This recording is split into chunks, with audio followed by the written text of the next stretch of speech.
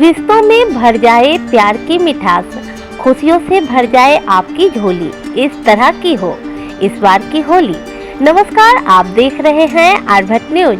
होली के मौके पर मैं अर्चना लेकर आई हूँ होली से जुड़ी कुछ खास बातें। क्या आप जानते हैं होली क्यों मनाया जाता है और क्या कुछ है इसका इतिहास?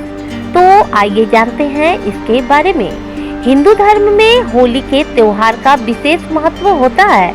मान्यता के अनुसार प्राचीन काल में एक राजा हुआ करता था जो राक्षस प्रवृत्ति का था, जिसका नाम हिरण्यकश्यप था।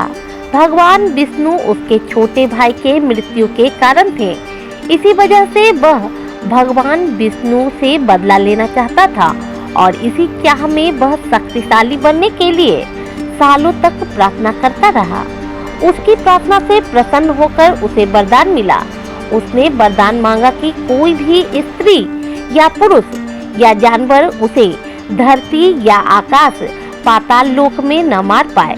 ईश्वर से वरदान मिलने के बाद हिरण्यकश्यप खुद को भगवान समझने लगा और लोगों को खुद की पूजा करने के लिए कहने लगा। उसको लगने लगा कि अब उसे कोई भी नहीं मार पाएगा। लेकिन नियति का खेल देखिए।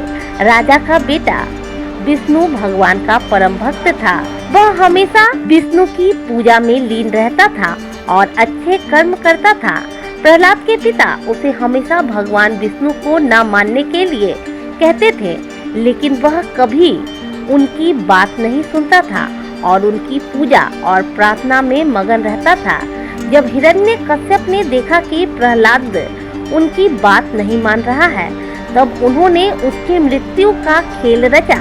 अपनी बहन होलिका को बुलाया और उसने कहा कि वह प्रहलाद को लेकर अग्नि में बैठ जाए। इस कार्य के लिए होलिका को इसलिए चुना क्योंकि उसे वरदान था कि वह कभी अग्नि में नहीं जल सकती है।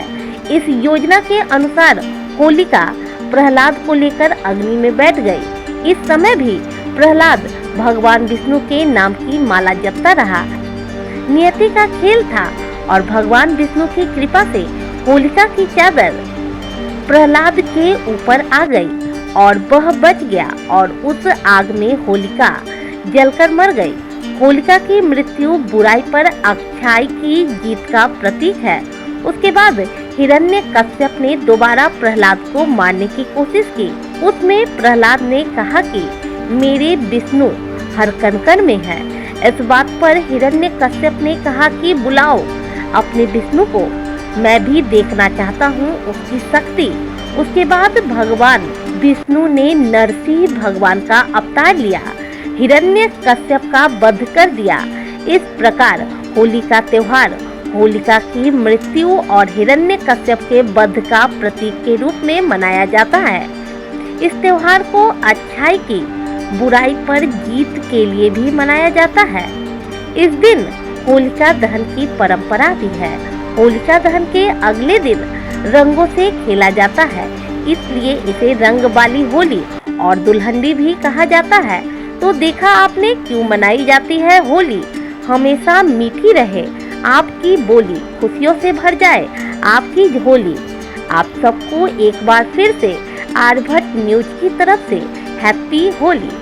आपको ये जानकारी कैसी लगी कमेंट करके जरूर बताएं और इस खबर को ज़्यादा से ज़्यादा शेयर करें। और अगर आपने हमारे आर्यभट्ट न्यूज को अभी तक सब्सक्राइब नहीं किया है तो यूट्यूब पर जाकर सब्सक्राइब कर ले, साथ ही बगल में बने बेल आइकन को दबा ले ताकि खबरों के नोटिफिकेशन आपको मिलती रहे और खबरों से अपडेट रहने के लिए देखते रहें आर्यभट्ट न्यूज। नमस्कार।